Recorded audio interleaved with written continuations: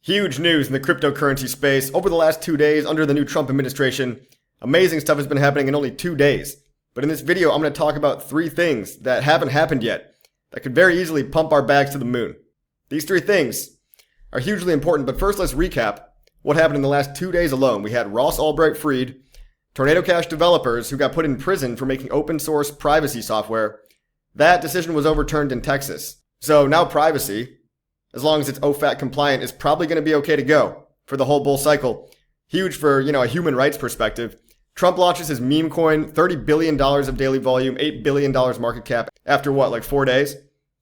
And he's selling his meme coin. His team has sold $500 million of his meme coin and is now buying coins on Ethereum, including ETH itself. So now Trump's World Liberty Finance team, which is a DeFi project, kind of like Aave, that Trump's team built on Ethereum, they're dumping their Solana meme coins to the degent and they're buying stuff like 58,000 Ethereum and also a couple $1 million of stuff like Aave and Chainlink. On top of this, the SEC is forming a crypto task force. So they're going to talk about actually making sane regulations. Hester Pierce is in charge of that. She's obviously been very pro-crypto and more importantly, anti the enforcement action approach that, when the SEC was just suing everybody recklessly. And tomorrow, Trump is going to have a private closed-door meeting with the SEC to discuss, hopefully, a solid plan going forward.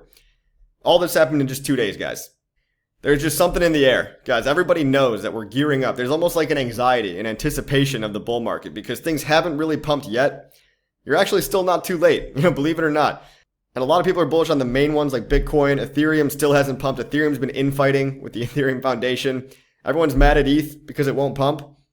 Really, they just need to do better marketing. Okay, the ETH guys, they're not really good at they're really good at developing.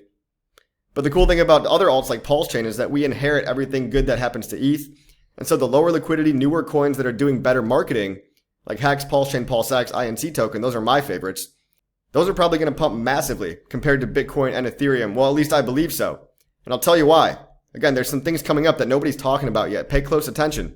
Basically, I want to confirm what Mr. Alex Becker is saying. Shout out to you, Alex Becker. Been a big fan for a long time. Mr. Becker, back in the high roast days, even before that, I was taking your marketing courses online. So, Mr. Alex Becker, you're also welcome to PulseChain. PulseChain loves you. And he's saying that you're not about to see an alt season like in past bulls. Those were funded by broke peasants, limited potential. You're about to see country, corporation, banking, billionaire, and institutional adoption 100x bigger. Guys, we got to think bigger on this one because when you follow the money, crypto is becoming not a retail game. Now, retail opportunities is where it's at in terms of the gains, price growth, number of X's. But now the only people left to pump Bitcoin's bags are these people like BlackRock and banks and nation states. But it's actually happening. And even though all this money coming in, it's only going to pump Bitcoin like 2x from here, maybe 3x if we're lucky. Ethereum might do a 5x or a 6x from here if we're lucky. Lower liquidity, newer stuff. Who's yelling the loudest? You got to think about this stuff, guys. PulseChain. But Mr. Becker is right. Once again, Mr. Becker is telling you not to be a coward and to believe in crypto. Because look at this tweet that I'm about to make, okay? These are the 3 things that are going to massively pump our bags soon. Number 1 is a USA strategic Bitcoin reserve. And we know if USA does this, all these other nation states are going to copy. I mean, El Salvador already did this. I think Bhutan, some country in Southeast Asia, already did this. Number 2. BlackRock and a lot of other institutions are buying coins for new crypto ETFs and existing crypto ETFs. We've already got Bitcoin ETFs, Ethereum ETFs. There's going to be a whole bunch of new ones coming on, and that requires the banks to buy crypto. We're going to go over how many are coming up. It's insane to see this. I can't believe the timeline that we're living on. And also, number 3, rescinding potentially the SEC's SAB, it's like the accounting bulletin, 121 rule. So now banks are going to be able to hold crypto as assets and not liabilities. We're going to dig into all 3 of these, all right, guys? First off, this is an article from the New York Post. The entire market is relieved. We have a seismic shift in the approach and tone of government agencies. So this is great. Now, Paul Atkins is going to be the new SEC chair. That's another bullish thing. David Sachs is pro-crypto. He's going to lead the AI and crypto czar. I guess that's a role. I didn't even know that. So all of the banks who worked with cryptocurrencies, they were doing what's called regulation by enforcement, and some people call it Operation Choke Point 2.0. Under Obama launched Operation Choke Point. They basically shut down a bunch of people. If you were in the marijuana business or the gun business, you couldn't get a bank account. And that's why a lot of marijuana companies today still have to deal in cash because it's absurd. They basically stifled all these businesses. And now Operation Choke Point 2.0 is what was happening under Biden. But luckily, Trump's going to reverse all that stuff. He was debanking people. So they've been debanking anybody that touches crypto. Any bank that touches crypto. That's why you had a lot of banks fail. Silicon Valley Bank, Signature Bank. There's like a handful of other banks that failed in 2022 and 23, not because they were really insolvent, but because they had so much crypto on their assets, on their balance sheets, that were liabilities. They had to be listed as liabilities, and this was bad. And this was because the SEC was basically forcing them to. We're actually going to get into that in a little bit, but first I want to talk about the strategic reserve. The point of this article is the idea of an American first strategic reserve.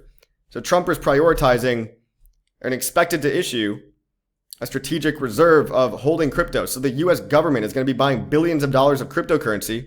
Look at this, guys. This is the part of the proposal where they're going to buy 200,000 Bitcoins per year over 5 years to accumulate 1 million Bitcoin. Now, does this centralize Bitcoin in the hands of the government? Yes. I'm not so interested in Bitcoin for buying or investing right now, okay? I think other coins are going to massively outperform Bitcoin. But they're going to buy 1 million Bitcoin over 5 years, or so it's proposed. And then they're going to hold that Bitcoin for no less than 20 years for a strategic reserve. Guys, if other people hear that the US government's buying Bitcoin, they're going to ape in too. It's retail and other governments are going to ape in too. Because if the USA is doing it, then it becomes okay to do. It's less taboo. On top of this, guys, they're also mentioning other coins like USDC, Ripple, and Solana. Maybe some of the other ISO compliant coins like, Hedera Hashgraph, maybe like Lumens. It doesn't really matter. I mean, these things are going to pump the price of these coins, yes. But the fact that these coins are so heavy, they're so highly liquid and they're so much older than the newer stuff like PulseChain, for example, they're not going to pump as hard. But it's going to be awesome for everybody holding basically any of these coins. Because nation states are buying it. It's a Bitcoin strategic reserve. It might even be an altcoin strategic reserve. And can you imagine if the USA buys 1 million Bitcoin, what that would do to the price just from the retail FOMO of when this hits the mainstream news? It hasn't really gone too mainstream yet. People are not paying attention. So you can still get in before all this positive news happens. Next, we've got the ETF filings, right? BlackRock and other people, they've already been buying Ethereum. They've already been buying Bitcoin and converting it. Grayscale's been dumping their Ethereum to convert it. That's part of why the Ethereum price is suppressed. Nobody talks about that, but Grayscale has been dumping their ETN because it didn't have rights of redemption and converting it to an ETF. Rights of redemption means that, with an ETF, if I buy shares in the ETF, number one, they track the price more closely. There's no premium or discount to the NAV price, net asset value price, but you can also redeem the ETF shares hypothetically for the underlying asset, whereas you couldn't do that with the ETNs or with the trusts. Okay, you can do that with the ETFs. So look at these 30 plus new filings for digital asset ETFs in the USA. Look at all these guys and check out Osprey, who just applied for 7, and they're meme coin ETFs. They're applying for a Trump ETF, a Bonk ETF, a Doge ETF. This is the first company to go with meme coin ETFs, guys, to apply for meme ETFs. Who could have possibly seen this coming? This is insane. If you tried to tell me this, 2 years ago, there's no way I would believe you. There's no guarantee they're going to get approved, but definitely worth keeping an eye on. Yes, there's no guarantee they're getting approved, but the fact that they're even applying, honestly, I think there's a good chance that some of these will get approved. A lot of focus on Solana, Ripple. These are kind of like the big ones, right? And if Ripple goes, then, Stellar goes and Hashgraph goes, HBAR, because they're all ISO compliant. But look, now we're going to come back around to the rescinding of the SEC's SAB 121 rule that banks can hold crypto as assets and not liabilities. There's all kinds of accounting rules for crypto right now, like the GAAP, the Global Accounting Practices Standards. They say that, if a bank is going to hold Bitcoin today, they have to have assets one for one to back up that Bitcoin or all those crypto assets, because that's why you see basically crypto.com and other places can only custody Bitcoin right now. Or Coinbase, they only offer custody services. They don't offer like borrowing, lending. They don't offer ETFs or yield-bearing accounts because they can't list Bitcoin as an asset because a lot of these regulations like GAAP, the Basel IV, and more importantly, what overrules all this stuff is the SEC too.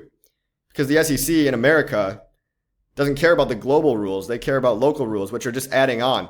And SAB 121 basically says that crypto assets held by banks or financial institutions are treated as liabilities because they have risks and, security breaches, operational failures. I could see that, right? Do we really trust banks to know what they're doing with crypto? What if a bank gets their private keys hacked? You know what I mean? But as crypto gets more mature, people get more accustomed to it.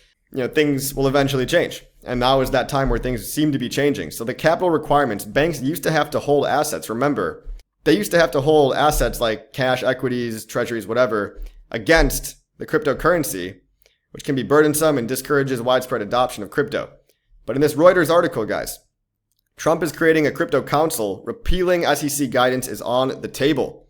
Trump's advisors have discussed an executive order to rescind the accounting guidance rule known as SAB 121 that made it too costly. SAB 121, guys, was basically Operation Choke Point, making it super hard for banks to carry crypto. It just was too costly for them. It's like they could do it, but why would they want to do it if they can't earn interest on it, or if they can't lend it out, or if they can't at least put it as an asset to back up other loans and stuff? And this ties in with the ETFs too, because now when banks can officially own cryptocurrency as assets, banks are going to want to create their own ETFs. Right now, we've only seen like BlackRock and Vanguard and ETF companies, right? But what if a bank creates its own ETF? A bank could theoretically buy a bunch of Trump coin. It's like Rex shares and Osprey funds, right? They're filing for a Trump ETF. It's insane to me. Well, now if a bunch of banks ape into this, you could see the institutional money flowing in from banks as well. And look, increased crypto adoption. And this could drive the demand up not only for Bitcoin and Ethereum, but like Ripple, stable coins. Because remember, now they can issue, or they would be able to issue, whatever, ETFs or products or yield-bearing products, or give out loans. And that's how banks make a lot of their money, is from lending. So then banks would be incentivized. So it's all about financial incentives here. Follow the incentives, follow the money, and realize that if banks start buying Bitcoin and Ethereum, yeah, that's going to pump our bags massively, leading to price appreciation potentially. But what does that mean for retail, who's looking for a better option? Most of retail is not going to be happy with a 2x in Bitcoin or a 4x in Ethereum. Okay, most of retail is looking for the newer stuff. So the fact that all this mainstream stuff is going to institutional money, that's great. That's good. The rising tide lifts all ships, more liquidity in the ecosystem, but that also means more retail investors are looking for the hidden gem opportunities. The hidden gem opportunities, which I believe to be these, which probably won't hit ETF status for another few years at least. Okay, these are organic, grassroots, PLS, PulseX, INC HEX. These are my picks. Okay, there's a lot of other coins in this ecosystem that are low liquidity, and that's an advantage for retail users. If you can get in when there's only like 1,000 holders of something, or even 10,000 holders of a coin. PulseChain has what, 10,000, 12,000 daily active users? Bitcoin has 500 million people that potentially own Bitcoin across the globe. That's like 1 in 8 people. So you're not early to that stuff, and that stuff does not have the price potential. But to recap, guys, strategic reserve, nations copying that. BlackRock, other institutions, Trump ETFs, other crypto ETFs, they have to buy the coins to back these ETFs because they have rights of redemption. So people want to redeem the ETFs, they want to get the underlying coins. Institutions need to put buy pressure on some of the top, most popular cryptos. Remember, not the hidden gems. These are the hidden gems. You won't even find them on the page 1 of Coinbase, right? Even though they should be. And finally, SAB 121, if Operation Choke Point goes away and the SEC comes up with sensible, common sense regulation, then banks can now hold crypto as assets. Banks are going to start buying Bitcoin, buying Ethereum, maybe Ripple, whatever, stable coins, and then lending it out and just making money that way. So this is what nobody's talking about, guys. Pay very close attention, and you can still buy in and make your positions before these things happen. These things haven't happened yet, just whispers and rumors. But these are the things that are massively going to pump our bags in 2025. Make sure you like, subscribe, share the video, leave a comment. I will see you on the next one.